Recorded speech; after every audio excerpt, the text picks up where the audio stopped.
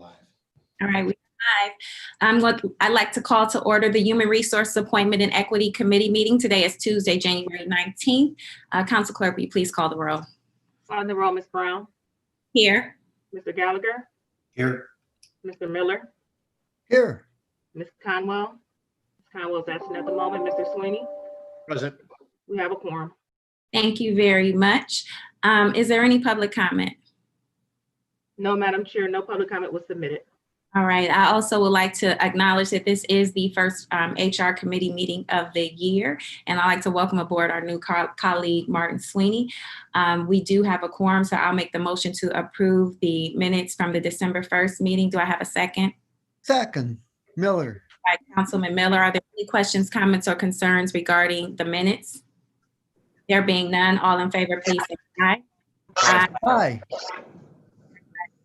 If we can read the first item to the record, please. Resolution number 2021-0003, adopting various changes to the Cuyahoga County non-bargaining classification plan. All right, and I presume Mr. Buchanan is here to speak on behalf of this. If you'll please state your name and give us a little background, please, for the record. Yes, Madam Chair, members of the committee, I'm Albert Bushaheen with the Personnel Review Commission. Before you are recommendations to the county class plan that were approved at the Personnel Review Commission meeting on December 2nd, 2020. All the recommended changes are routine class plan changes, have no impact fiscally on the department or employees. I'd be happy to answer any questions you have. All right, thank you very much. If you could just give us a quick count on revisions, additions, or deletions, please. All the recommended class plan changes are revisions, and there are 13 of them, Madam Chair. Thank you. I'll open it up to the colleagues. Are there any questions regarding this legislation? All right, if there is, appears to be none, you got off very easy today on this first HR meeting. All in favor, and can this go the full 3 readings? Yes, Madam Chair. All right, thank you very much. So I'll make the motion to move this to the full body of the council. Is there a second? Second, Miller. And seconded by Councilman Miller to move this to the full body of the council. If there are no further questions or discussion, all in favor, please say aye. Aye. All right. Thank you. Thank you very much. Madam Clerk, if you'll read the second item, please. Resolution number 2021-0023, confirming the county executive's appointment of Kathy Belk to serve on the City of Cleveland, Cuyahoga County Workforce Development Board for an unexpired term ending June 30th, 2021. Thank you very much. It appears Director Pomerantz is this morning. So if you'll please give us a little bit of background regarding this appointment. Absolutely, Madam Chair. The Workforce Development Board serves as the advisory body for Cuyahoga County Department of Workforce Development. Its purpose is to provide resources and information that assist residents of the county in moving forward financial independence through employment. We are pleased to recommend Ms. Kathy Belk, who is here with us today, as well as Ida Ford, representing the Workforce Development Board, for a term, and I hope that she will be able to answer any other questions you may have. Thank you very much.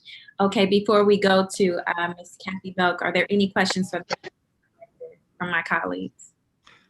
Madam Chair. To Ms. Pomerantz, could you give us the usual background information that you provide on the composition of the Workforce Development Board, how many members there are and who makes the appointments? Sure. Through the chair. Just wanted to also include that Ms. Belk would be filling an unexpired term ending 6/30/2021, replacing Deborah Vesey. The Workforce Development Board has many positions, and let me count them all. 1, 2, 3, 4, 5, 6, 7, 8, 9, 10, 11, 12, 13, 14, 15, 24 spots on the board. That's correct. And of those 24 spots, some of them are joint appointments. The county executive has 1, 2, 3, 4, 5, 6, 7. I think it's 7, yeah. And then the mayor also has 7. And then there's some that are appointed from, that are joint from economic development and from the state of Ohio. That's correct. And Madam Chair to Ms. Pomerantz, how long are the terms for? They are 3 year. three-year term, I believe. Yeah, three-year term. Mhm. And And Madam Chair to Ms. Pomerantz, given the short length of time that's remaining in the term, would the administration have any interest in amending this legislation so that the candidate would be appointed to the remaining term plus a full additional term? we would not be opposed. I know that we spent a lot of time checking in and speaking with Ms. Belk, and we would be honored if she would extend her term past the ending of Ms. Vesey's unexpired term. So, Madam Chair, Ms. Pomerantz, do you know if she is willing to serve an additional term? Councilman Miller, with all due respect, Ms. Belk is here, so when we have a line of questioning for her, I think it would be best for her to address that. That makes sense. Thank you. We'll defer this till the discussion. Thank you very much. Are there any additional questions? If there are none, Ms. Belk, the floor is yours. If you'll state your name, give us a little background and let us know why you would like to serve. Yes, hi, good morning, everybody, and thank you so much for the opportunity to be here with you, Madam Chairman and council members. I am honored to have the opportunity to talk with you today about this nomination, and should you so move forward, I would be delighted to extend the term to the full 3 years plus the time I'm filling in. By way of background, I started recently in the role of president and CEO of the Deaconess Foundation. I succeeded the longtime chair of or head of the foundation, who was Deborah Vesey, and that is why I'm replacing her in the short term for this discussion, but the extension, as I mentioned, would be welcome. The Deaconess Foundation is about 30 years old. It is a funder. It provides grants to workforce development entities in Cuyahoga County. We are only focused on workforce development, and we are only focused on Cuyahoga County. And while we make about $2 million in grants a year, which is maybe not that much money in the whole scheme of things, as a workforce funder focused in this area, we are the largest private sector funder for workforce development activities in this county. We are a critical part of the ecosystem. And I say that very intentionally because nobody can do anything alone. We absolutely have seen the benefits in our community of partnerships between the county, private foundations such as Deaconess, and other partners. So this is a private-public partnership that we've been a part of and we think is incredibly important going forward. And of course, that extends to the work of Ohio Means Jobs and the Cleveland-Cuyahoga County Workforce Development Board, which oversees a really significant amount of the work that Deaconess Foundation cares a lot about and that job seekers and employers in our community care deeply about. So because this is 100% of my professional life and lots of my personal life too, I'm very interested in it. I'm wanting very much to bring this expertise and time to the benefit of the Workforce Development Board. Thank you very much. And I'd also like the record to reflect that Councilwoman Conwell joined the meeting a while ago. So thank you for sharing your background with us. I will open it up to my colleagues for any questions you may have for Ms. Belk relative to her desire to serve. Are there any questions? Oh, Ms. Belk. Well, what a So, Madam Chair. Yes, Miller, of course. I gave it a moment to let anybody else go first if they chose, but hearing none, I do have a couple of questions. The first is that there are a whole lot of different scattered workforce development programs out there, and my question is, what can be done to achieve greater coordination and alignment among the various programs? Well, that's an excellent question. Thank you for asking that. And I think you should all be incredibly proud of the existing staff team and the Workforce Development Board, who have been deeply involved already in initiatives over the last several years to try to transform the system through greater coordination and greater collaboration. One example of that is the sector partnerships model, which is a new model that's been put in place in just the last 2 years to better identify shared employer needs for workers in 3 of our most important critical growth sectors, manufacturing, IT, and healthcare, and to use those employers in identifying those needs collectively to better inform the job seeker training programs so that we can scale the training of people who want jobs to directly connect into those employers. And Ohio Means Jobs has been an integral part of both those discussions. So we not only have private sector service partners training people in manufacturing, IT, and healthcare for those jobs, but we also have training dollars being allocated to people and encouraging people to evaluate and understand those positions as well. So the answer is there's a lot of momentum underway for people to collaborate and coordinate better to address how we can scale the activity. So, Madam Chair, Ms. Dahl, my second question is that the Citizens Advisory Council on Equity, in their report that they just issued, identified workforce as an important area where our efforts to achieve greater equity should operate. And my question is, what do you think can be done to achieve greater equity and inclusion in our workforce development programs? Yeah, there's so many things that can be done. And I'll start by saying in the sector partnerships and in the private and public sector partners working with them, everybody shares this goal. There are lots of people who don't understand how to do that work. So the sector partnerships have already started with a number of different programs. One of them is to help employers understand what a more equitable workplace looks like. So I know in the manufacturing sector partnership, I think 30 or 35 employers went through training to better understand in their own workplace how they can have a more equitable workplace. So you start with understanding the issues, and then you can work with them to develop strategies and approaches to a hiring process and a culture in a business that is more equitable and more welcoming of all people. And those are the next steps that are planned now through those sector partnerships. That's certainly not the only thing that you can do. There's many, many other ideas. I know funders are participating in race equity funding learning circles as I speak, and they will also be working together with partners to make sure that there's new and different approaches that are brought to workforce to ensure that the equity programs continue to grow.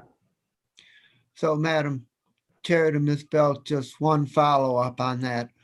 One area that I've heard identified as an area where there's a need for greater equity is in the apprenticeship programs being done in the various construction trades. And my question is whether the workforce development program is at all involved in that, and if so, how are you trying to bring it about? Yeah, so thank you for mentioning that. I'm certain that they are aware of that. The Workforce Development Board does have a race equity committee right now who's really working on that. And they, because I haven't been involved with that committee, I would need to ask them if they've been involved in the apprenticeship programs. But I think that the committee is very interested to ensure that every single part of the workforce pipeline, of which apprenticeships is a critical part, as both a learning and a working and earning vehicle, should have greater focus and greater outcomes in terms of equity of job seekers. So I would be happy to follow up on that. Thank you. Thank you, Councilman Miller. I do have a follow-up also with regards to the numbers. You indicated that 30 to 45% of the workforce has undergone some type of race equity training. Can you 30 to 35 employers in manufacturing? Yeah, so it's the start. It's that would be, I think they represent about 20% of the manufacturing employment base. So it's a start, but there's obviously many more that we'd like to help understand this. So, and how did we successfully get that number, and what efforts are we making to secure the other businesses? Sure. So this started through the manufacturing sector partnership. So it started with an intermediary, which is Magnet. Magnet recruited employers who cared about having better visibility and better pipelines of workers. And in the context of the recruiting of employers to be involved in the initiative, they said one of the things we want to do is address race equity issues. So there were 30 to 35 employers who signed up at the first go. He is continuing to recruit employers and will do so in the coming weeks and months, as will the IT sector intermediary, who is GCP and Wright, as will the healthcare intermediary, which is Tri-C. So one of the great things about the sector partnership model that's occurred and the engagement of the Workforce Development Board in Ohio Means Jobs with that is you can take a successful approach and you can then replicate it across multiple sectors. So this idea that 30 to 35 manufacturers have now gone through race equity training, they're better understanding what they need to be changing, and they're getting more support in the creation of tools to do that. That could now be scaled not only within more manufacturers through Magnet's work, but also across some of these other sectors. That's encouraging. Do you have any set goals as it relates to the number of businesses that you're targeting for 2021? I will need to ask the sector partnerships about that. They're in the process of creating their 2021 goals right now, and we're very interested for them to have very specific quantitative and qualitative goals for the year. And finally, relative to this initiative to make to have the workforce inclusive of more equity and inclusion and diversity, what type of goals do you have as far as the individual workforce is concerned? Sure. So in terms of job seekers, we're also in the vast majority of the job seekers and the population supported by the service providers who are helping the job seekers, the vast majority of those job seekers right now are people who are Black or Latinx residents of Cuyahoga County. And they are obviously also trying to identify their goals for the year in terms of the total population they'd like to serve, and then the percentage of those people who would reflect the communities who have been underserved in the past. So it's very much embedded in our work that we are not only identifying goals for the work to happen, but also what is the percentage of Black and Latinx people who are able to participate in that, both in the training programs and then to be employed ultimately. So the goals, I hope, are set certainly in the first quarter of this year. All right, thank you very much. I appreciate you taking on those questions. Are there any additional questions from my colleagues? All right, well, I do also want to recognize Ms. Ford, who is the administrator, is also on the call. Did you have any comments or anything you would like to share, Ms. Ford? Yes, good morning, Madam Chair and Council. We're very, very happy to have Kathy on board. She brings a wealth of information that would help support the goals with our Diversity, Equity, Inclusion Committee, her work in the private sector, and we just can't wait to get started. Well, thank you very much. So Councilman Miller, being our honorary parliamentarian, I'll turn it over to you to make the motion to make the amendment. So thank you very much, Madam Chair, and I would like to move to amend the resolution to provide that that Ms. Belk's appointment will be for the remaining term and for an additional 3-year term. Are there any questions, comments, or concerns regarding that motion? If there are none, all in favor, please say aye. Aye. Aye. Then we'll make a motion to move this amended resolution to the full body of the council under second reading suspension. Do I have a second? Second, Sweeney. And seconded by Sweeney. If there are no additional questions, comments, or concerns, all in favor, please say aye. Aye. All right, congratulations, Ms. Belk. This will move to the full body of Ms. Belk. This will move to the full body of the council. Thank you for joining us. If you have other work that needs to be done, we certainly understand. So, Thanks so much. Thank you. The next item into the record, please. Right, before I do that, I'd also like to recognize that Council President Jones joined the meeting shortly after it started. Oh, thank you. Resolution number 2021-0024, confirming the county executive's reappointment of Alfonso P. Sanchez to serve on the Cuyahoga County Community-Based Correctional Facility Governing Board for the term January 1st, 2021 to December 31st, 2023. Director Pomerantz. Thank you, Madam Chair. I'm happy to say that Al Sanchez has joined us today, and we are seeking confirmation for his term, which would be a 3-year term. The Community-Based Correctional Facility Governing Board has a group of 4 that are represented by the county executive, and then 7 from the Judicial Advisory Board. Mr. Sanchez does serve as chair of that board, and we are seeking confirmation for him, and want to make sure that you understand that the Correction Board is that place that looks for alternatives places for nonviolent offenders, and has been working. I think, Al, this has been, I think, your second reappointment to this board. So I want to make sure I have that information correct. And anything else that you might want to say to? I think it's my third confirmation. Third, okay, 3 times. I'll open it up to our colleagues for any questions you may have for Director Pomerantz first. Are there any questions? Okay, there being none, Mr. Sanchez, the floor is yours. If you'll state your name for the record and share with us your background and why you would like to continue to serve in this capacity.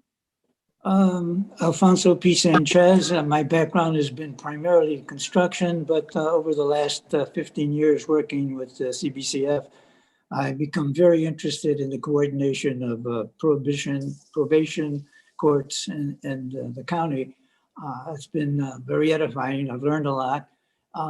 And I'm happy to report that I am just intrigued by all the good works that really take place at the CBCF. Thank you very much. You said that you've learned a lot since this is your 3rd term. Can you just share some of the highlights under your service that you think are that have been important to the great work that's been done by the CBCF? The idea of coordinating really between the various judiciary bodies to educate them as well as what kind of training is produced in the CBCF to reach the judges who are the people that really send people to us. We're working hard to increase the number of people that they give us to work with. That's been our chore. We weekly report to them how many beds we have available so that they have a fuller understanding that we have a capacity to take care of their people. And how many beds do you currently have? Total? We have built a facility that houses 220 beds, but we are currently only funded for 175. We average about 80 to 95% occupancy. Okay, thank you very much. I appreciate it. I'll open it up to my colleagues. Do you have any questions for Sanchez? All right, it appears there are none. We want to thank you for your continued willingness to serve in this capacity. And thank you for taking the time to show up today. It is always our honor, pleasure, and privilege to put the names with the faces who are working in these capacities. So with that said, I will make the motion. This term has already begun, so I'll make the motion to approve this under 2nd reading suspension and send it to the full body of the council. Do I have a second? Second, Conwell. It's been seconded by Conwell. If there are no additional questions, comments, or concerns, all in favor, please say aye. Aye. Thank you very much, Mrs. Sanchez. We appreciate you taking the time today. Thank you very much, Chairwoman and council members. I appreciate your efforts. Thank you. Stay safe and healthy. Have a wonderful day. Next item, please.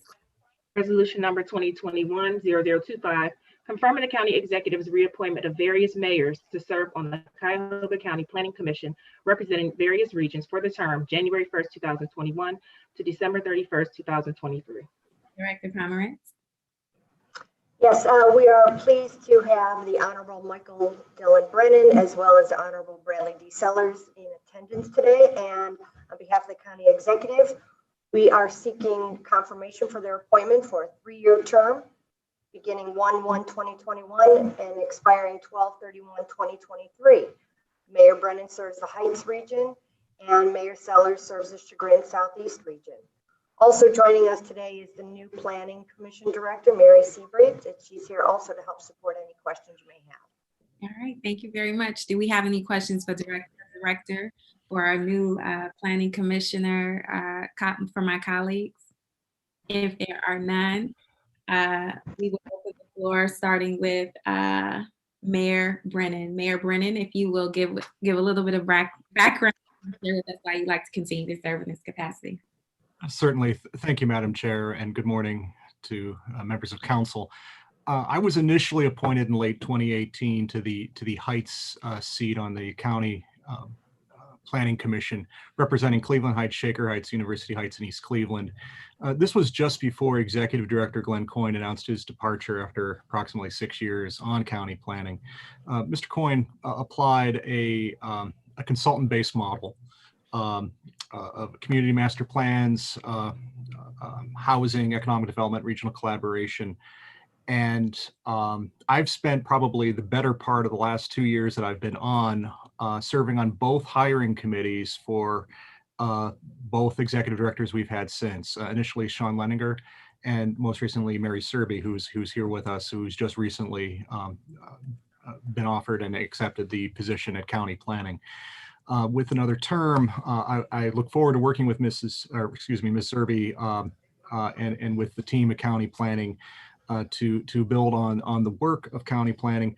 We want to make sure that not only that we achieve balance among the 59 communities, but that we work forward and move forward together with regard to the work of county planning. Sometimes we've seen what would in some respects be individually siloed communities that didn't necessarily have full integration with regard to the approach that was taken. We're seeing more of that, and I think we have good things to come, certainly beyond that with Ms. Serby. Point is I want to continue to be on the board and provide the guidance and support that is needed to take this unified approach. So I welcome any questions, and I'm hopeful to have your support to continue to serve the county. Thank you. Thank you very much. I'll open it up to my colleagues if you have any questions for Mayor Brennan. Councilwoman Conwell. Yes. Good morning, Mayor Brennan. How are you? Fine. How are you, Councilwoman? Good. In regards to, you said you represented East Cleveland was one of the cities that you represented.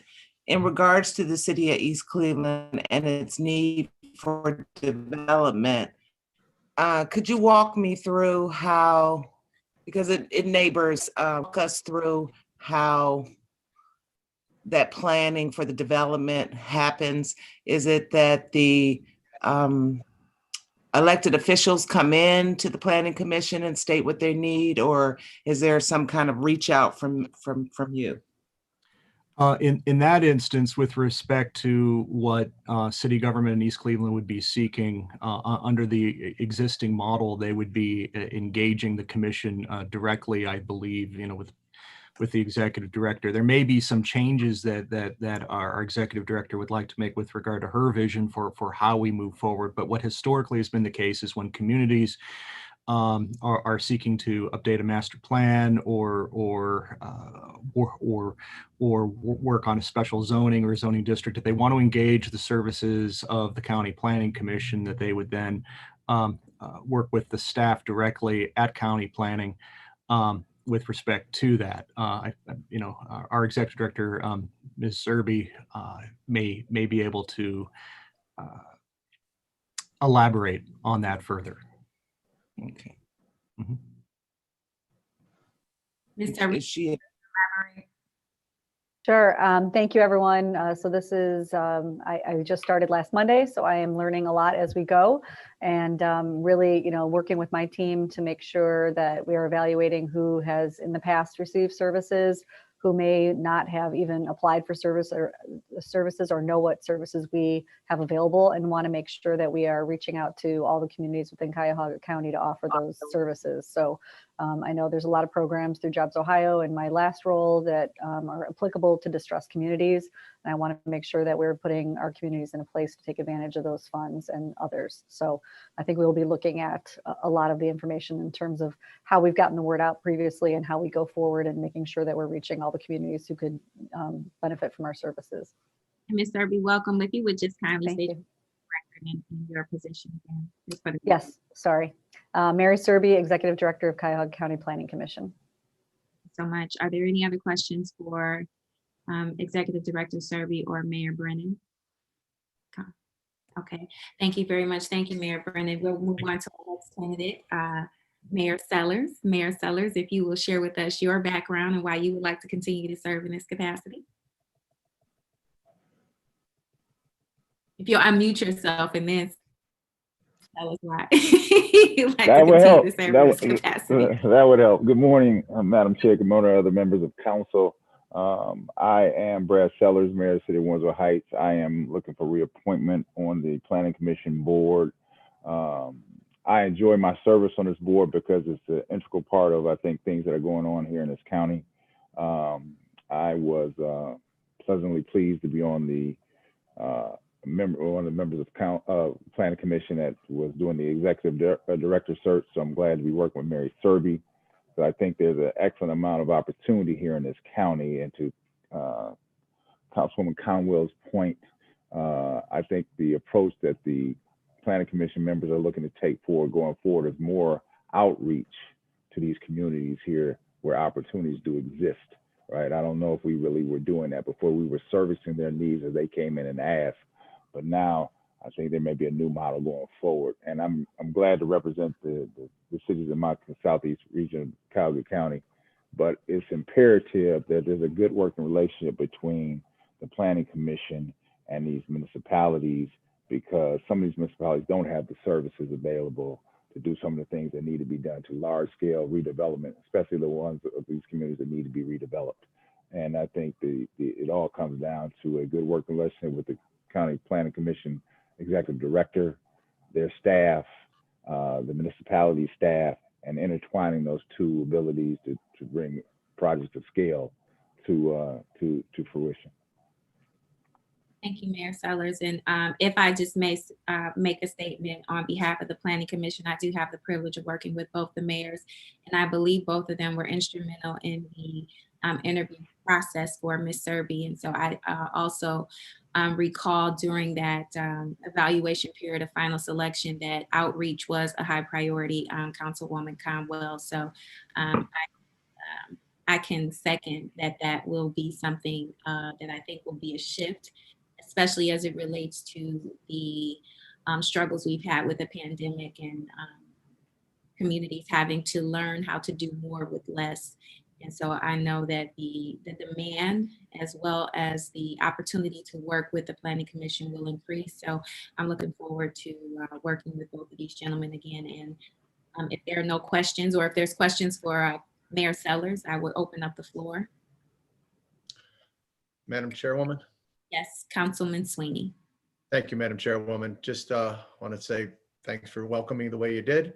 And to both mayors, thank you for your stepping up to get reappointed. But also I want to say hi to my Mayor Brad Sellers and say it's looking forward to working with you, sir. Thank you. Thank you, Councilman. Just like Ignatius days, right? I keep it formal for now, sir. It's been right. Thank you, though. I really enjoy the group, and I enjoy the things that they're doing, and so I look forward to it if I'm reappointed again. Thank you. Are there any additional questions, comments, or concerns regarding the appointment of these two mayors? Well, I would like to add my name to this resolution. And I will make the motion to the body of the council on the second reading. Thank you. Second. It's been seconded by, I'm not sure. That's Council President. Oh, Council President. Hi, Council President. All right. All right. Excuse me, Madam Chair. Council President is no longer on the committee, so he can't vote. Is that right? All right. Who made that decision? Manuel. All right. What- I will maybe perhaps a co-sponsor. Okay, I would like to add my name though. I definitely would. We'll do that. So All it's right. actually moved in second. If there are no questions, comments, or concerns, all in favor, please say aye. Aye. All right, thank you very much. Is there any other business from the committee? If there is none, this meeting is adjourned. I thank you all. Please continue to stay safe, happy, healthy, and sane because it's a crazy world out there. All right, talk to you later, guys.